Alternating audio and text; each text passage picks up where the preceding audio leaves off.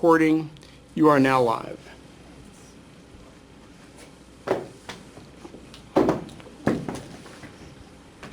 Which means you might want to choose to start.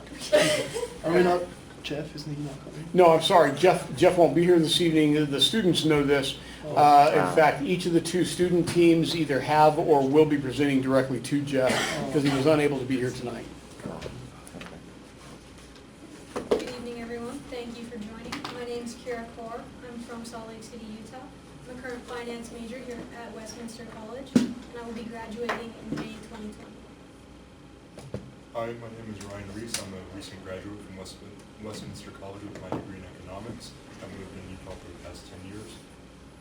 My name is Francesca Scotalo. I was born and raised in Italy. I'm currently a senior studying finance at Westminster College. My name is Cole Spooner. I'm a senior here at Westminster College, born and raised in Southern California, looking to graduate in 2020 with a finance and accounting degree. My name is Tim Batty. I'm a senior finance major at Westminster, and I'm set to graduate in December 2019. So we have been brought on to advise you guys at Express Auto on a couple different transactions that have been presented to you. We'll start this by going over an introduction of your firm, analyzing the scenarios that were proposed, going over the historical performance of your company, looking into the current market climate, going over our forecast assumptions, presenting our analysis, and finally giving our evaluation and advice. So it is important to note that we are currently operating in the year 2012. You guys presented financials for us for the years prior to 2012 and gave us presided forecasts for the years after 2012. So Express Auto is a franchise auto dealership. Franchise auto dealerships work as a function as a direct agent of a manufacturer. In this case, our manufacturer is a company called Fontaine Motors. We operate in both the United States and Europe and are owned by the Thompson family. The Thompson family is comprised of Shauna, Sarah, and Todd. Sarah all of them inherited their ownership stakes from John Thompson, who recently passed away. Sarah inherited a 50% stake. She was the wife of John, and John's two kids, Todd and Shauna, inherited 25% stakes each. Todd was very involved in the operations of Express Auto ever since his graduation from college. He's cultivated meaningful relationships with management in both Europe and America. Sarah and Shauna, however, are looking to liquidate their ownership stakes as soon as possible and start their own business venture in Paris. So, as I mentioned before, Fontaine Motors is Express Auto's manufacturer. They manufacture quality, high-performance vehicles and are targeting affordable vehicles for the upper class. During our analysis, we found them to be most similar to a company such as BMW. So here are the two scenarios that were presented to you. The first is from Hawk Partners NYC, which is a private equity firm. They're bidding for both the European and U.S. operations, and it is a bid of $173 million. The second offer is from Europcar, which is an automobile dealership operating exclusively in Europe. They're bidding for just the European operations, and it is a bid of $75 million. They're hoping to achieve synergies of $1.5 million that will lead to operational savings. We'd like to break down our initial scenario recommendation for Express Auto. We're looking to accept the Eurocar's offer of the European operations at a $75 million bid. These are based off our reasonings for a pessimistic European outlook in the economy post-recession, as well as some languishing European operations with stagnant growth that we're going to show through historical and projected financials of sales and net income. If you look in your handout, we have the illustration of projected and historical sales for the U.S. and EU operations. The EU operations show a negative growth rate from the years 2010 to 2011, and for 2012 on, a 0.5% growth rate is issued. The U.S. operations take on more of the sales as the dominant factor for Express Auto. On the second page of your graph in your handouts shows the net income for the US and EU operations as well as the consolidated. Excuse me. The EU operations were lagging, as you can see. They were shown negative in the first couple years with the decrease in growth, and the US operations mostly have dominant sales and projections take on a more progressive net income than the EU, and outlook is a lot stronger. Inventories decreased for the EU operations due to management beliefs in the projected sales and outlook of the European operations in comparison to the US operations. The US operations remains growth to increase steadily outside of the recession and roll over into stronger growth periods versus the US. For BMW sales, with the vehicle manufacturing that we have listed for Express Auto, as Tim has mentioned previously, shows that the BMW sales increased. The big gap in sales for the Europe of BMW and luxury brands is a lot larger due to brand recognition from consumer spending in that region compared to people buying cars in the US. Assessing the auto market climate, there are some things that we would like to point out before we move forward. The first is that we're in 2012 currently, and the auto industry has seen a lagging in the impacts of the recession relative to other industries such as the housing industry. Going back to the graph that Cole previously pointed out, we see that in the European market, come about 2007, as well as in the US market come 2007, we see a steep drop in sales, and that is due to the recessionary impacts. However, come 2009, the industries begin to recover in both the US and European markets.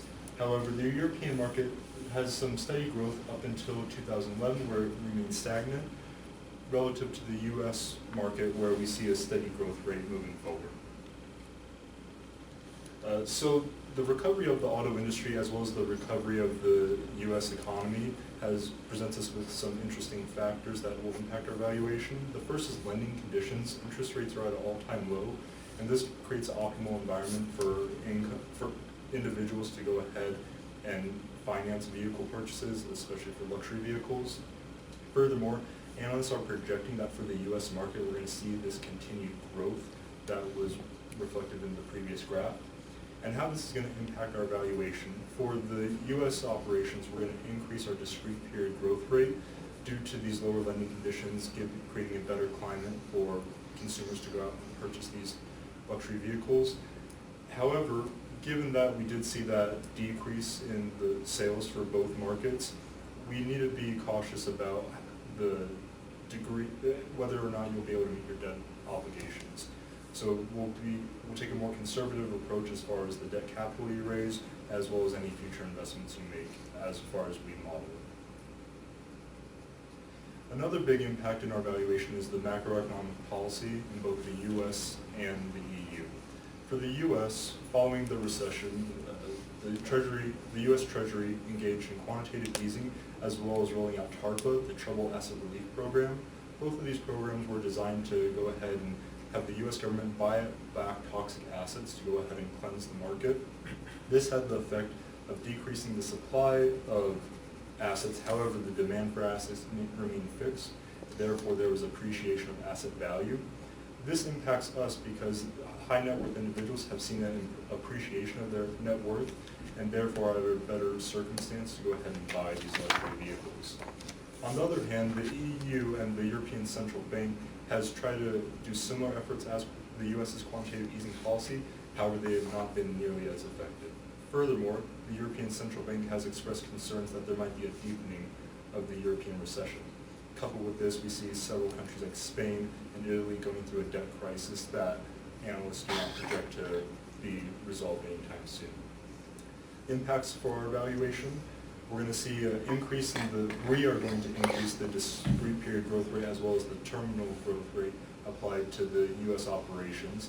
And then for the EU, we're going to decrease the discrete period growth rate as well as the terminal growth rate we apply.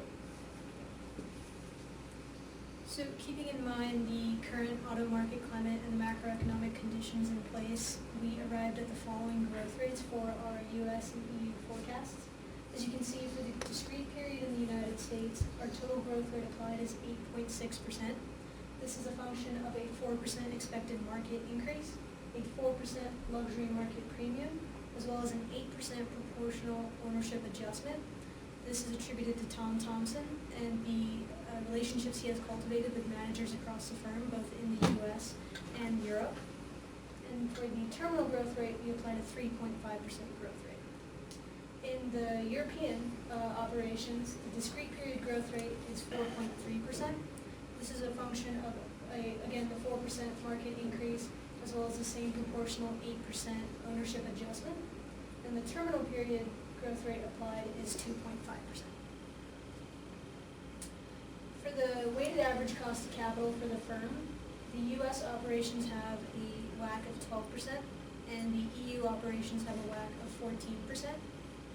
The cost of common equity used is 9%. This was calculated using the BVR cost of capital professional calculator. It's also a weighted average of the build-up and cap-end methods. The cost of debt and tax rate of 5% and 35% respectively are the observed rates from 2012, which leads us to a 7% initial weighted average cost of capital. However, we add a single manufacturer risk premium of 5% to both operations. This is due to the fact that Fontaine only manufactures and sells one vehicle class, as opposed to some competitors that sell multiple classes of vehicle to appeal to a broader consumer base. This inherently makes it more risky for Fontaine Motors. Additionally, for the European operations, we added a 2% country risk premium as supplied by Demotorin. This is due to the fact that, again, the European Union is expected to go into a recession, and many countries already, such as Spain, are already in a heavy recession. And again, that led us to the 12 and 14% WACCs, respectively. We additionally used a normalized income statement for our forecasts. This included a number of adjustments. First, 2012 saw a $1 million restructuring cost that was non-recurring, and due to this fact, we added $600,000 back to the U.S. operations and $400,000 back to the European Union operating income. We also factored in an annual rent expense as part of the operating expenses of your firm.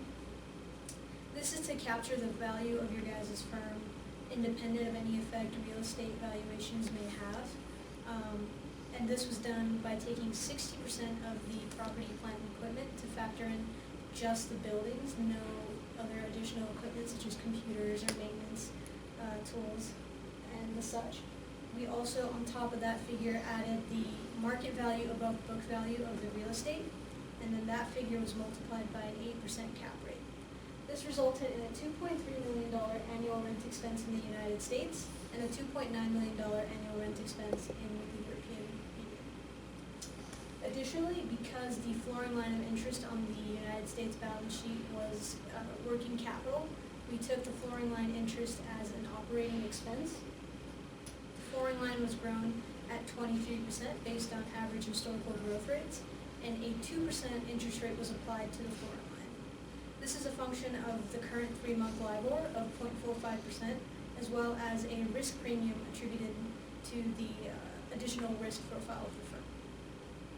Finally, because Europcar expects to achieve $1.5 million in operating synergies every year, those $1.5 million was subtracted from operating costs in the European forecast. Keeping all these factors in mind, we arrived at the following income approach valuation for the European operations and the consolidated operations. For the European operations, the value of the future cash flows in the present was $36.8 million. We added to this the market value above book value of real estate to achieve a final enterprise value of $47.2 million.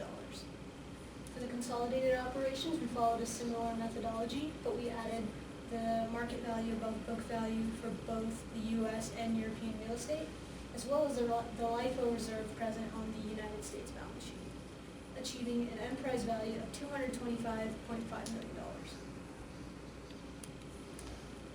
In regards to the market approach we took, we looked at two guideline transactions. H.R. Owen and Virtu Motors, both located in Europe, specifically in the UK, with similar manufacturers selling brands to BMW and luxury vehicles.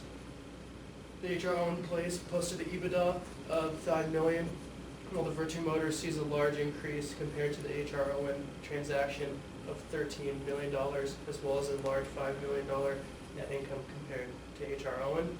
We chose from these two a 7 times multiple for the EU operations and a 7.25 multiple for the consolidated. When the 7 multiple for the EU operations, we found an estimated value of $77 million. Then with the addition for adjustments of real estate market value above its book value for $10 million in the European operations, we have a market value listed at $87 million. For the consolidated operations, market value listed is at $270 million, with the added real estate of the extra $6 million of the book value for the U.S. operations. So we presented to you our DCF analysis and market approach analysis. However, these two methods don't accurately capture the value of incentives and the current market value. So we then proceeded to use a blue sky method.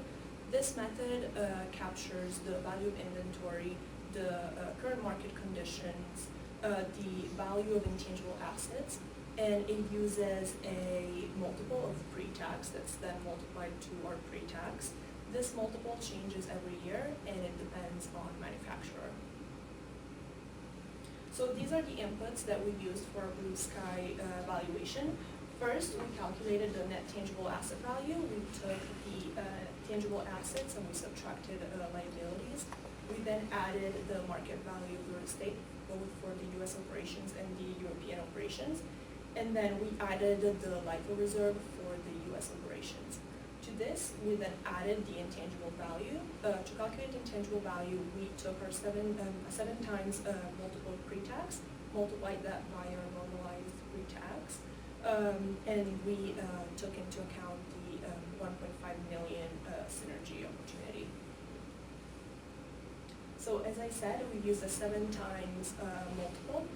We got our multiple from the Kerrigan report. As you can see in this graph, BMW traded at 7 times multiple last year, so we used this multiple in our valuation. And we came to our final estimated enterprise value for blue sky method. For the European operations, we have an enterprise value of $87.4 million, and for the consolidated, we have $268.3 million. One contingency brought up in the case was brought by Todd Thompson to you, and that was to do a dividend recapitalization of $55 million. The purpose of this would to fund any remaining amount Shauna and Sarah needed to go ahead and fund their new venture in Paris. Our recommendation to you, based on your current financial health as well as your historical performance and where we project your performance to be in the future, is that you go to the bond market to raise any needed funds to meet their need for their new venture. Based on this, we went ahead and looked at a face value for each bond of $1,000, given that you need to raise 55,000 bonds. We assessed a yield, years to maturity at 5 years. A yield will be assessed at 4.5%. We did this because based on your financial health and some other firms with similar capital structures in the market, we assessed that you could expect to be rated at a AA bond, and currently in 2012, this is the yield that similar AA bonds have seen. And similar to other corporate bonds, we assess payments per year at 2 payments per year, and then your coupon payment based on this, if you went ahead and raised all $55 million through the bond market, would be $2.475 million. Now, one concern you had brought to us is whether you were going to be able to meet your debt obligation associated with raising this full $55 million. And to go ahead and address that, we went ahead and modeled this $55 million dividend recapitalization through bonds with a 2.475 interest expense in every single valuation that we presented to you. And we assessed that you had more than enough operating income to meet this debt obligation. This again addresses the concern that given past performance of the auto industry where we saw a lag, we are confident that you will be able to meet this debt obligation if you elect to raise the full $55 million. In the final valuation, we took a weighted approach based on the DCF valuation, a market approach, as well as the blue sky method that Francesco just recently mentioned. For our weightings, we weighted the blue sky method at 50%. We did this because it accurately captures the value of the inventory that you have in your automobiles, as well as compared to the DCF and market approach, it doesn't take into account the dealer incentives, which we weren't able to ascertain an exact value for when we did the DCF and market multiple approach. We then weighted the DCF method at 40%. We are confident in our method, but there were certain variables such as the dealer incentives that we weren't able to ascertain a specific value, and therefore we used a lower weighting. And we weighted the market approach at 10%, and this is reflective of, again, not being able to capture those dealer incentives as accurately as we would have liked, as well as that this is based on how guideline transactions have occurred in recent history. Based on this weighting, we have an estimated enterprise value of $71.3 million. That said, we did a plus or minus 5% range to this value due to any changes that could happen in the economy, given that we're still recovering from this recession. Based on this range, we would assess a fair value that you could accept would be between $67.5 million and $74.5 million for the EU operations. We took a similar approach to the consolidated operations, doing the same 50% weighting for the blue sky and 40 and 10% for the DCF and market multiple, respectively. And then assessing this, we have an estimated enterprise value of $251.4 million for the consolidated operations of your firm. And then again, using this plus or minus 5% range that we use for the European operations, we assess the reasonable value would be between $238.4 million and $263.5 million. We based our valuation on an economic outlook of both the auto industry as well as the US and EU as a whole. And looking at this, we have a pessimistic outlook for the European operations. The European Central Bank has expressed concerns of a deepening recession. This has influenced us to use a smaller discrete period growth rate as well as a smaller terminal growth rate for the EU operations. Furthermore, the EU operations have represented 34% of the consolidated revenue as of estimated 2012 figures. However, they have a similar expense structure as the US. This can be referenced by the rent expense. The rent expense for the EU is $2.9 million, whereas the rent expense for the US was only $2.3 million. Furthermore, the EU management has expressed concerns that they might not see the demand necessary to go ahead and warrant increasing inventories, and that's represented by the declining inventories we've seen between 2010 and 2012 for the EU. Todd Thompson also brings a great deal of value due to the relationships he's been able to cultivate, and we assess that he'll be able to continue bringing this value into the future. And then for the U.S. operations, the U.S. auto market is expected to grow well into the future, and the overall economic health of the United States is far more inclined to go ahead and grow your U.S. operations. Our advice to you is to accept the bid that Europcar is offering of $75 million for the EU operations. The current market valuation over book value of the real estate is temporary. That could change at any time. And with the worsening economic conditions in the EU, we believe this is the best time to sell. If you take their bid based on that plus or minus 5% range, you could expect to see a premium on the current value of the company between 11 and 1% based on Europcar's transaction. You could go back to Hout Partners NYC and renegotiate, but again, if they're not willing to go ahead and offer you a value between $238 and $260 million for the consolidated operations, we recommend for you to walk away. Lastly, for the dividend recapitalization, it meets the needs of Sarah and Shauna if they need more than what they get for an equity payout from the sale of the EU operations. We've modeled that you can more than withstand any debt obligations associated with it, but we recommend to only take as much as they need. There's no reason for you to take the full $55 million if you don't need it. Thank you very much for allowing us to present this valuation to you, and we hope that it is very beneficial moving forward with your decision making. Very good. So let's go ahead and have Cam start off, and Cam, some additional commentary, Barrett, and then Michael. After the three of you, then I'm going to kind of go down my list of things maybe that they didn't make reference to. I believe that we are with Jeff tomorrow night at 6:30 as well, are we not? And that's here in Gore, that's not at his office? Yeah. Okay. So, and then those of you that aren't amongst the four that I referenced, please, if you have commentary that you think we're missing or think that you really should shout in here, please do it. And we've got half an hour or so that we can do this together before the other team wants to be in. So, Professor Irby. Professor? Yeah. All of us academicians, we call each other professor to feel good about ourselves. Okay. First off, good job, once again. Just kind of diving in,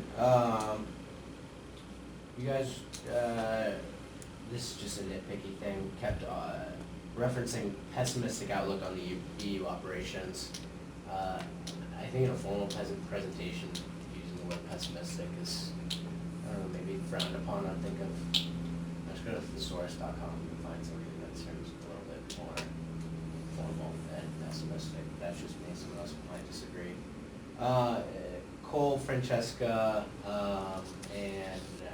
forgot your name, I sincerely apologize. You seem slightly nervous. Ease up, slow down on your speech. Once again, that's kind of a presentation thing. I don't come with these. Industry outlook, getting into kind of the nitty-gritty detail stuff. You guys compared it to BMW, which is sweet, because I drive one. But when looking at your current market climate, did you only compare it to the growth of BMW, or did you look at other luxury automotive dealerships? The PowerPoint had explicitly said only BMW in the current climate forecast, or are you only basing it off of BMWs? We're only basing it off of The BMW sales, yeah. Off just simply stating this is a pure play comp and you're expecting it to replicate BMW sales. And that's based on the case not providing any additional information to identify what type of manufacturing we had, so we made the assumption that we're closest to BMW. Okay. Have you looked at like a current industry analysis for the luxury automotive group? You know, Mercedes, BMW, Audi, Lexus. You looked at what that data implied in comparison to simply just looking at BMW? So, I mean, kind of going back to this one, like the most similar are BMW, Mercedes, like they're close enough in range, whereas like some luxury brands like Jaguar are way down. So for consistency's sake and to be as accurate as possible, going off the assumption we are most like BMW, we stuck with the Is BMW on that slide? Top right. Yeah. Okay. By virtue of the fact that I'm asking that, tells us we have a problem with that slide. There's not a single, no, there's two slides that you guys represent that don't need to have the font increased. Every other slide needs the font and graphics increased. What do you say you also create a graphic for Fontaine Motors and put it in the slide? Yeah. If you tell us that this is what it is, then this is what it is, right? It's not, you're not saying, well, the one closest to, you're one of the luxury car manufacturers. You're Fontaine Motors, for heaven's sakes.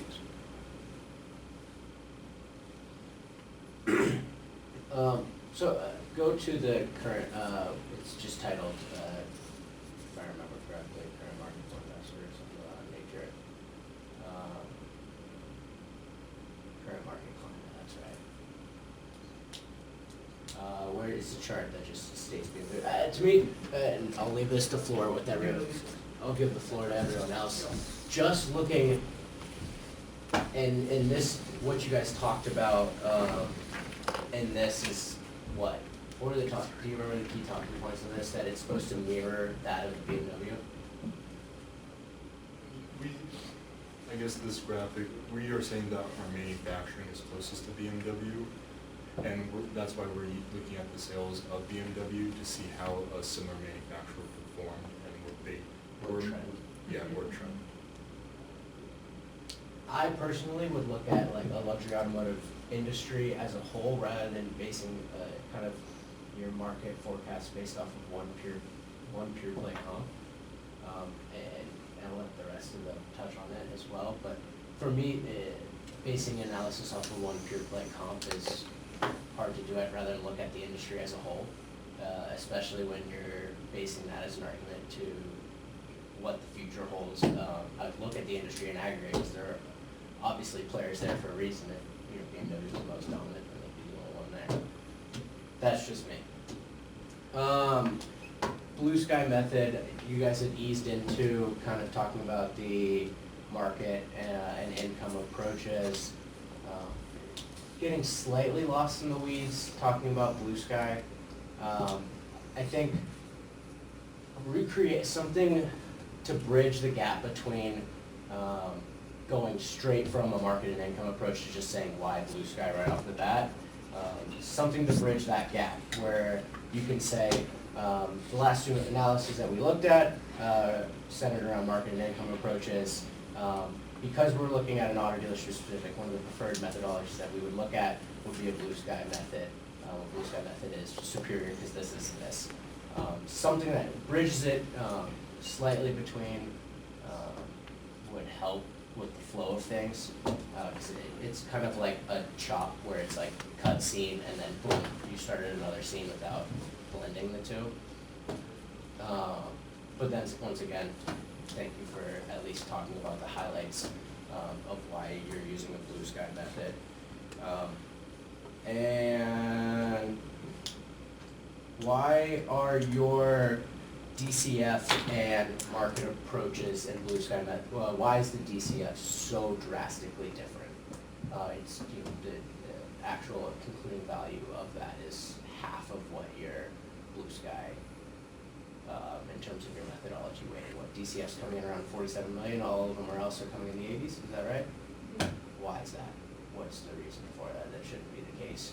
And that's also the one part of your analysis that is the reason why you selected their offer is because you weighted that at 10% or at 40%, which is drastically discounting your weighted enterprise value.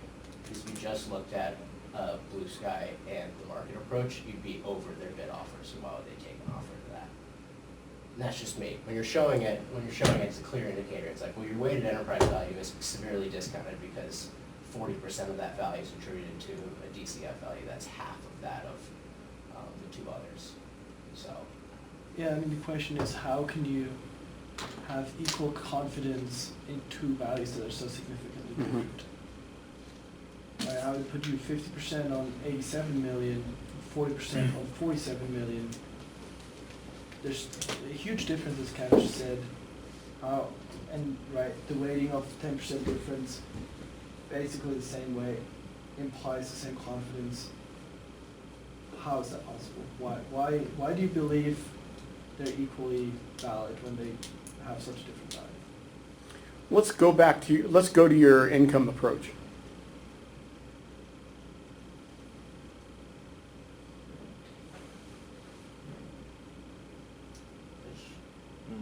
Not much support to see what. Let's go back one more slide.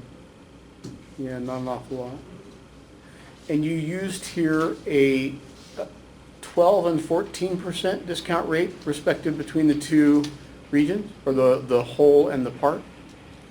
And you used a 4 and 8% growth, is that right? Yes. Something like that? Yeah.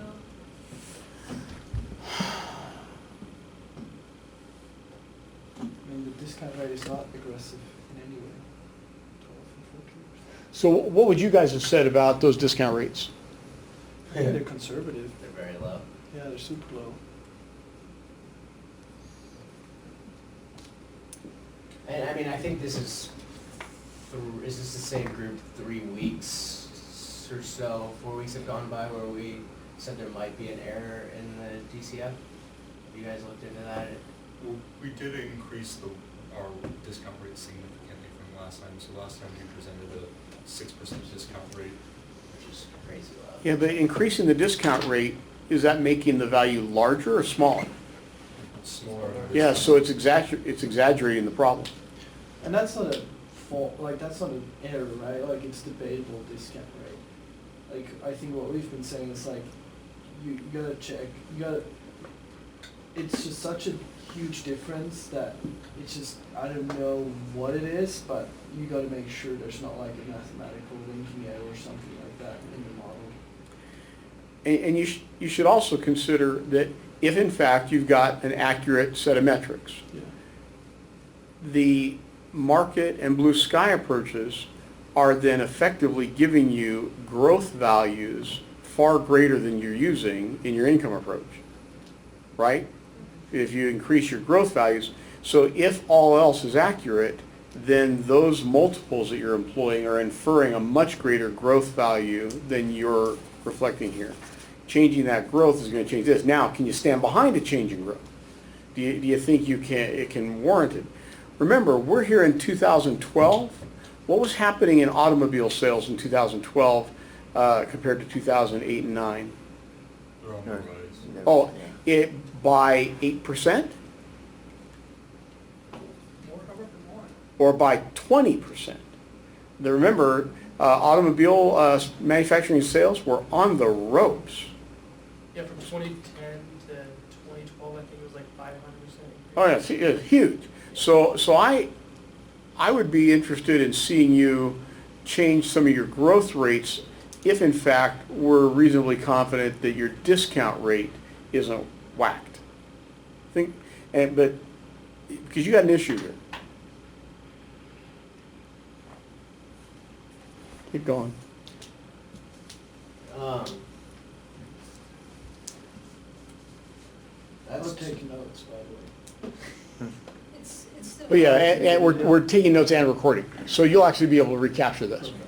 You're good. Don't, yeah. And so, yeah, I'll jump in. I think I always try to think about it like on the board and listening to you, like what questions you ask. Like I'm sitting there listening to this, and you're running me through market increase 4%, luxury market premium 4%. All right, I'm a car guy. Why? Why not 5%? How do we settle on 4? I'm asking that question. Like, how would you defend it? Was there a thought process that went into 4% being a reasonable? any industry data that supported it.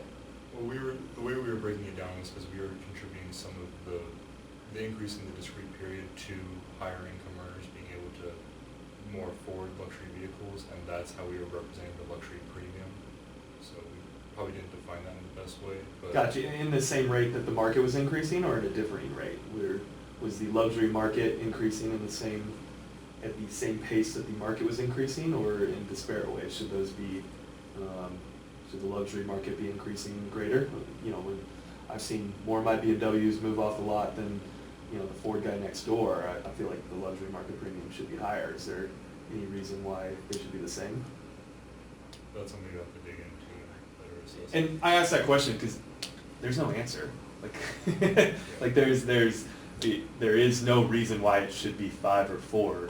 I asked that question for the intention of whatever the reason is that you decided for, have it speech ready, because that could be a reasonable question that someone on the board would ask. You know, that's your value is derived from this growth rate. That growth rate is derived from those numbers. So if I'm looking at is your value reasonable or not, I want to know what thought process is put in there other than just, yeah, 4 works. So whatever it is, find some answer. Next slide, I think, yeah. Cost of debt you said was 5%. What was that pulled from? It's the observed interest expense over the prior year's long-term debt. Gotcha, so specific for my company? Yes. Yeah. Perfect, cool. Next Can I slide. just, sorry, I don't, single manufacturer risk premium, I think you want to rename that to a company-specific risk premium.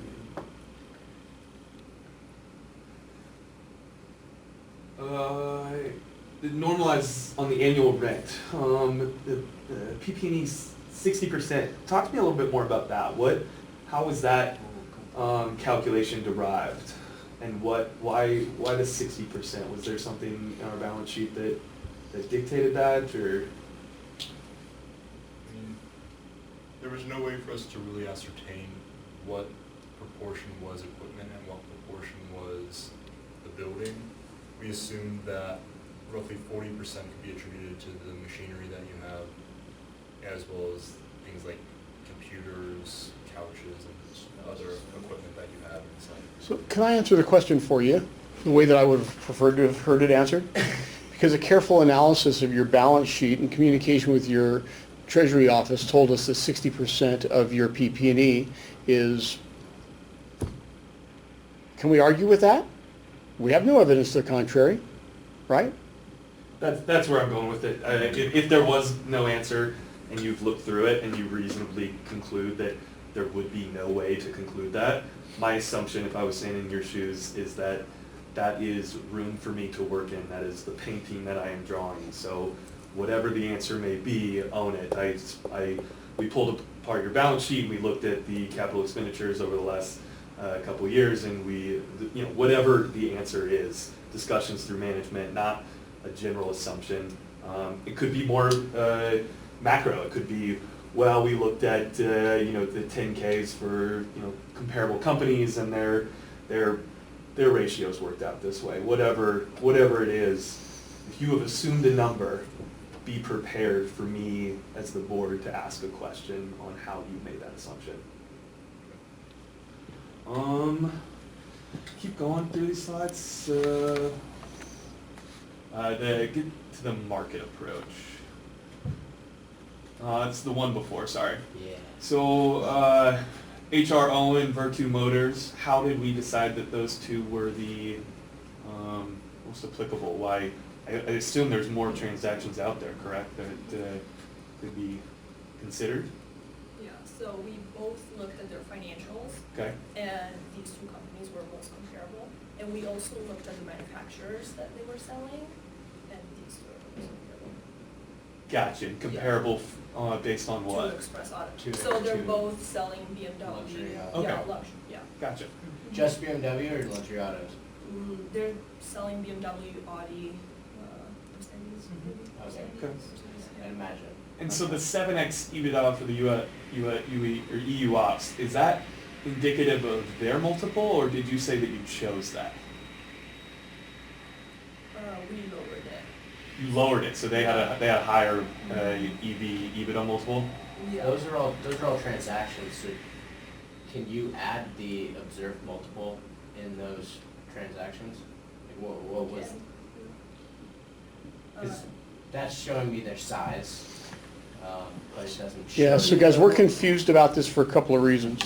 One, your table should show the multiples for those entities. That will either exacerbate our confusion or get rid of it, okay? If it exacerbates it, you're gonna have to explain to us why you chose something different. If it gets rid of it, then good, right? So you're deficient there. But come back and tell me again why you chose these two over, you had a range of what, 10 or 11 of them? Yeah. So, our revenue, EBITDA, and net income were closest to these two. So scale matters? Size matters? Yes. I'm not sure that's true. Okay, keep going. And then we looked at the manufacturers that they're selling. So we didn't Do we want- have any evidence that premium brand manufacturers are more or less profitable than consumer brands? Common wisdom would suggest that if you want to become wealthy, make something that serves the masses. If you want to live with the masses, make something that serves the classes. Let me give you. Let me suggest a different. And before, I think it goes back, we're judges in this. Like, fight back, have a little. They're gonna come at you hard. They're gonna come at all of your assumptions. We've gotten in a mode of when we hear these reports, kind of giving feedback on what we think. The tone's gonna be completely different. It's gonna be a boardroom wondering why they paid you this money, and they want to make sure that you've thought it through. So I think it's a valid point, but maybe I'm wrong. Maybe I don't know what I'm talking about. And you're the expert in it, so fight back a little bit. I mean, not in an aggressive way. You're in a professional setting. Don't call me an idiot, but have the discussion. Yeah, when we challenge assumption, I think when it comes to kind of layout, you want to make those changes, right? Like, it's remarkably close to the blue sky multiple, the 7x EBITDA multiple, because the blue sky is 7, right? So it's like, well, did you just arbitrarily choose the same one to result at the same value? Because, right, like, we don't really know what the EBITDA multiple, implied EBITDA multiple is on these two transactions. However, if you show all 10, with the revenues, gross profit, I don't know why you're showing this, I don't think it's necessary. Revenue, EBITDA is sufficient. And then you show implied revenue multiple, implied EBITDA multiple. You want to show the size of the overall transaction on the very left after the name.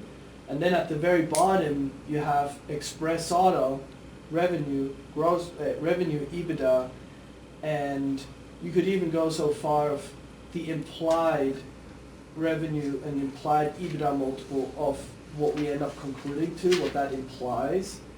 So then we can compare our revenues from Express Auto to the 10 transactions, and you can even say, look, here's a range of revenues, a range of multiples.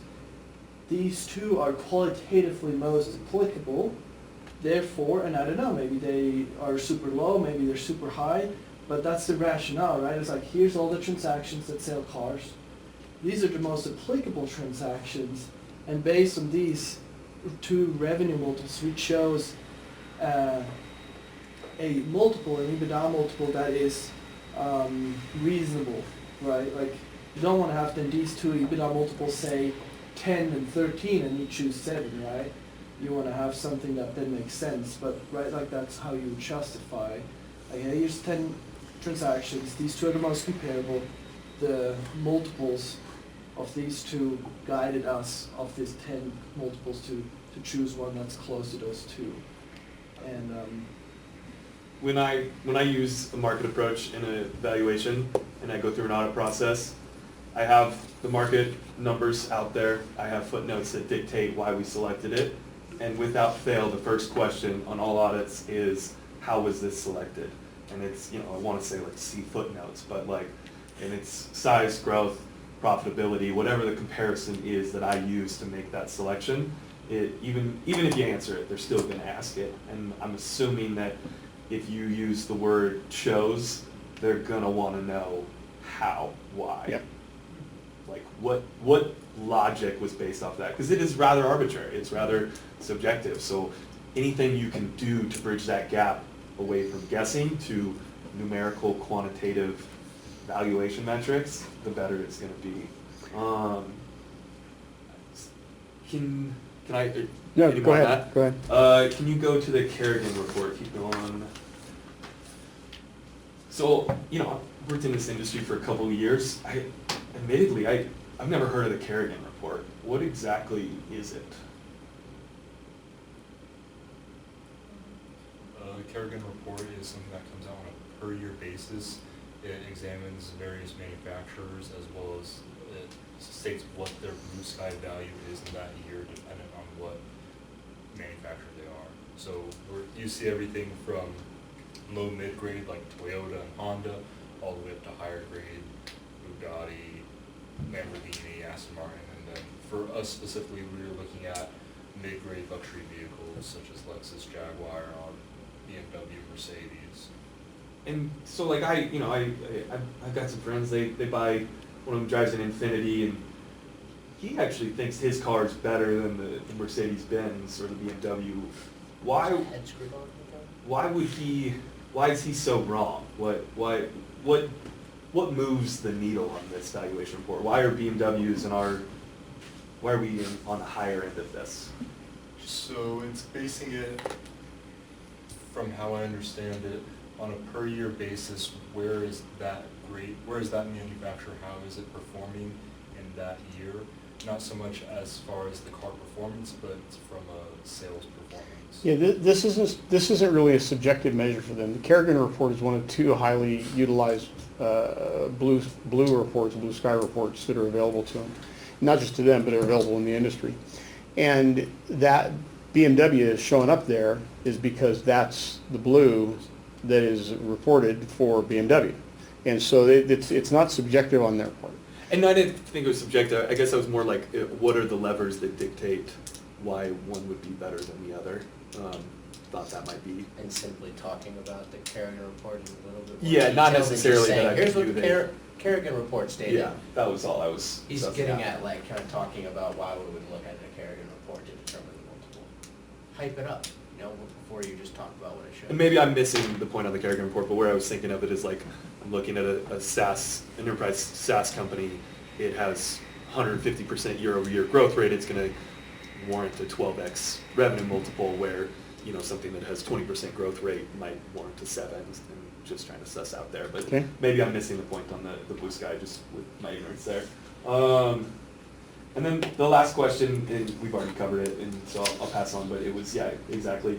I'm a board member. You're telling me that one methodology is 87 million, and one methodology is 47. All I see there is that there's a 60% chance that the company's worth more than I'm selling it for. That's all I see when I saw that. Michael, do you mind if I pipe in and you can take the lead on the next one? Are you okay? I just have a few comments. Oh, do you? Okay, go ahead and run with them. We just don't have a lot of I think the time. graphs are still very ugly. Like there's like decimal points on the first one, and then none on the others, and there's like commas in the first one, and then no commas in the other. I think you need to really work on those.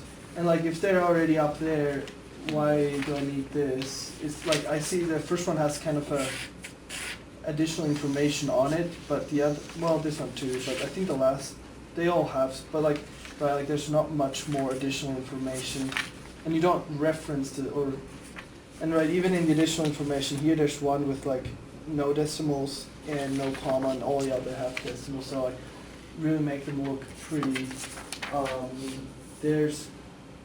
I have some question on the growth rate. There's an 8%. So there's a little bit of a like visual problem, right? Like 448, that doesn't add up to 8.6. I understand what you're doing. You're taking 8% off 8, but right, like it's just isn't displayed in a way where that's apparent to me. The question I had is like, why you add an ownership adjustment to the EU operation? Why would, like, that's because of Todd, right? Isn't Todd not going to be involved anymore after they sell the EU operations? Why would someone pay a premium, ownership premium, for someone who's not going to be part of the deal? Like he's going to focus on the U.S. operations, right? So either have a good reason or don't do it. And I think, like the terminal period, right? Like in perpetuity, is the U.S. going to outgrow EU? 3.5. You said 3.5. Why? But just add because of blah blah blah. Right? Or just give us any reason, whether that's high or not. Who knows? It's a little bit of a right. Like in perpetuity, 1% difference was going to make a big difference between the U.S. and EU. Are they so much worse? I don't know. So those are kind of the comments I have. And then when you said premium of 11% to 1%, I would go from 1 to 11% premium. I was like, is there a number missing? So like, you want to go from small to large.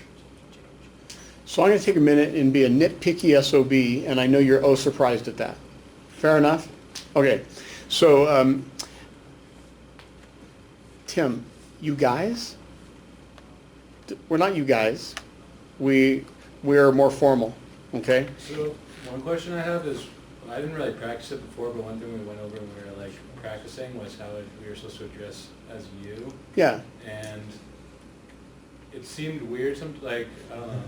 I like the plural of you? I don't know. I was like I was messing up with You that. is both singular and plural, depending upon the audience receiving it. So, but just my point is, and Ryan, you did this too, we're gonna see, well, I'm gonna tell you, brother, right? So don't be doing that. I mean, you're getting paid $500,000 to do this deal for this multinational corporation, and they expect to see professionals that sound like you look, okay? So just be aware of it is all my point. So, and each of you kind of lapsed in and out of going from second person to third person a few times, back and forth. You're either second person or you're third person. I'm going to recommend second, okay? Because it brings you into their sphere. You're part of them. It's we, okay? Yeah, and make sure the choice is not individually, you want to all have Yes. the same. Members of the board. Exactly, exactly. Yeah, we're instead of you guys, members of the board, okay? Paid you $500,000 to be here. We even flew you into Atlanta to do this, right? Most everything that I had has been covered so far. When you write a good essay, tell me a little bit about the structure of that good or great essay. How's it start? Introduction. Okay? Let me be more specific. When you start a good essay, you tell me what you're going to tell me, right? And then you tell me, and then you tell me what you told me. You need to think about this is nothing but that in a different media, okay? I had some interesting hope in this when, Cole, as you started to go through the recommendations and you say, oh, I'm going to break down the recommendations. I think what you were breaking down was the offers, and maybe I just wrote recommendation. I would love to see you guys within the first minute, maybe minute and a half, but preferably the first minute, for you to tell us what your recommendation is going to be. That way we can then be looking for the justification for that. We can see the story you're weaving towards that end, okay? You guys were great about giving us lots and lots of numbers, which almost universally are too small on that screen. So you got to increase the size of your font almost every place. There was only one or two slides where I thought it was large enough. Part of that's the lighting tonight, but part of it's just some of those you just can't read. That's all there is to it, okay?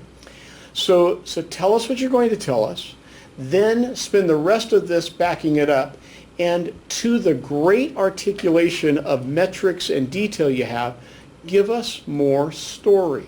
You can do this by talking about our brands. Fontaine Motors is a strong luxury brand.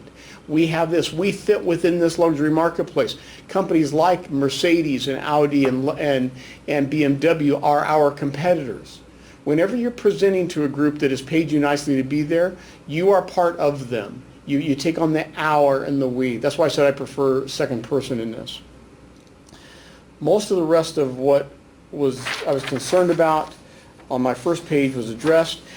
Make it very clear that we had been in economic recession. I mean, we faced one of the largest economic recessions hopefully you'll ever see in your lifetimes, certainly the largest that I've seen at this point. And we are now clearly in recovery in the domestic market and questionable as to whether or not we even have recovery in front of us in the European market still. You talk about some of those elements, but you don't wrap it for me with your story. You don't make it clear enough for me. I don't know what the word normalized means. I mean, I know what it means. What's normalized? It's just accounting for any singular period, from 1 year season. Okay. Give me a little bit more there, because you're making the assumption that we, like you, are really good accountants. We're barely board members that are breathing. We're old, we're feeble, we got more money than you do, and so we're here and passing judgment over you, right? Isn't that how that goes? Okay. I was very concerned about the only two transactions in the market approach. I think that a way to justify that is if you will show us the comps and then rank them on some performance metric, not on some scale metric, but some performance metric, and then indicate that your company is most like these two that have a similar performance metric, then I think you've got some cover for that. But then you've got to go ahead and extend this with some of the numbers that were represented to you.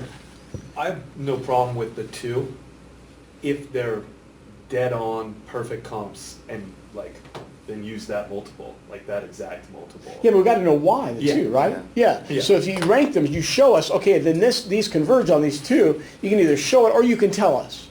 But we've got to have a reason, because I thought they were just the ones you liked the spelling of. They look cute to you. Okay. I am confused as to your recommendation. I don't know what you're recommending.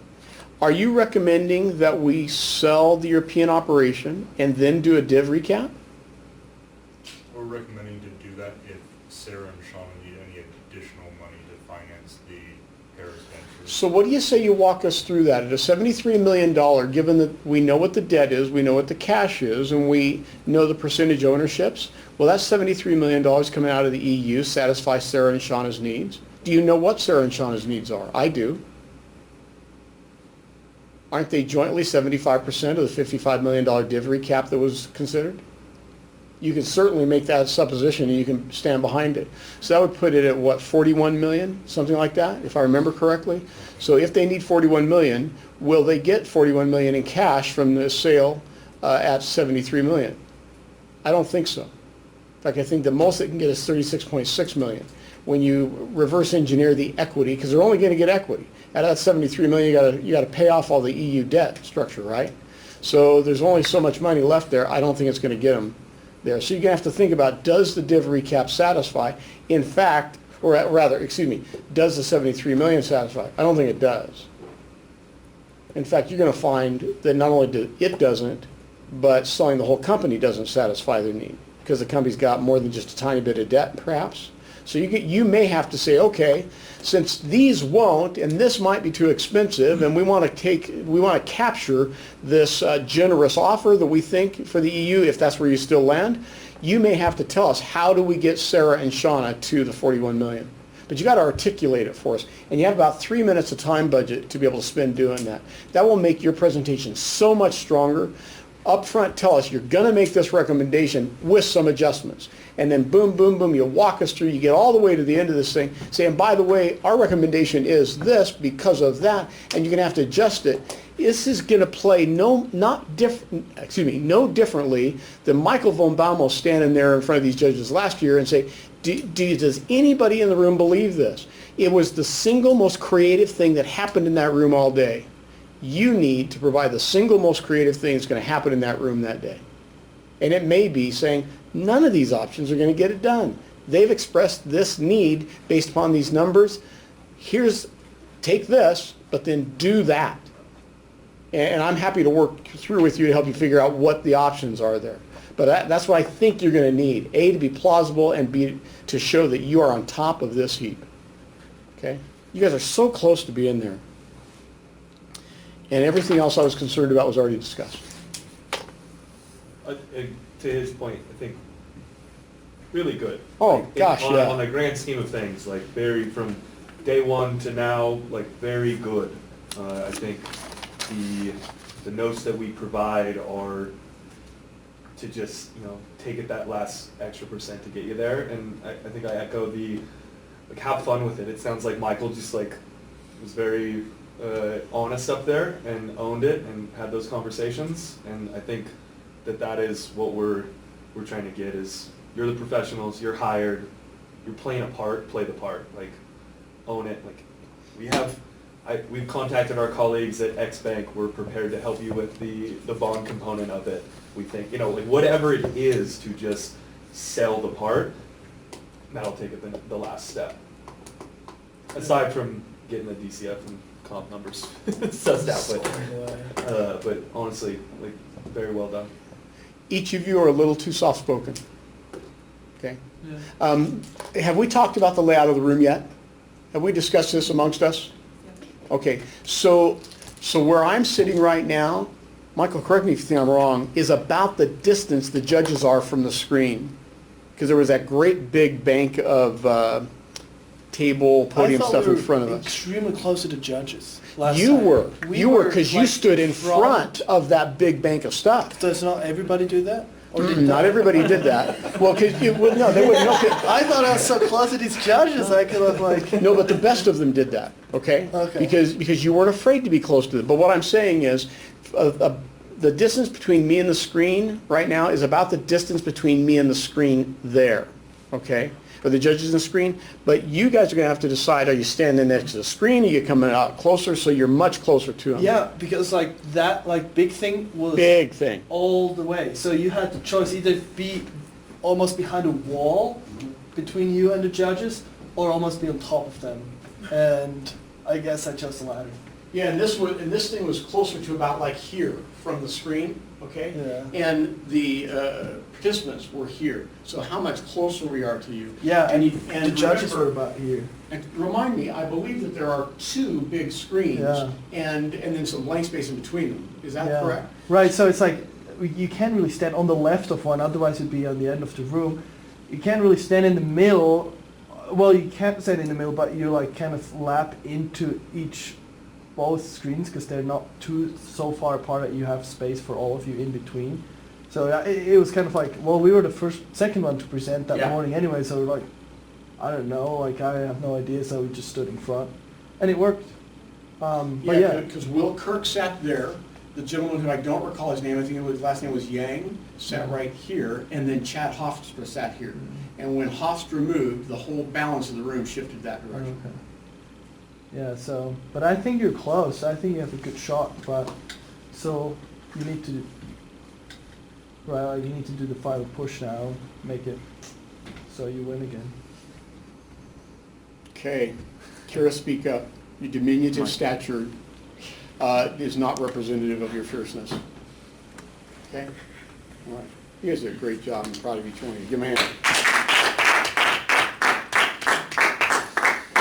Okay, take your stick and let's have the other ones come in, please.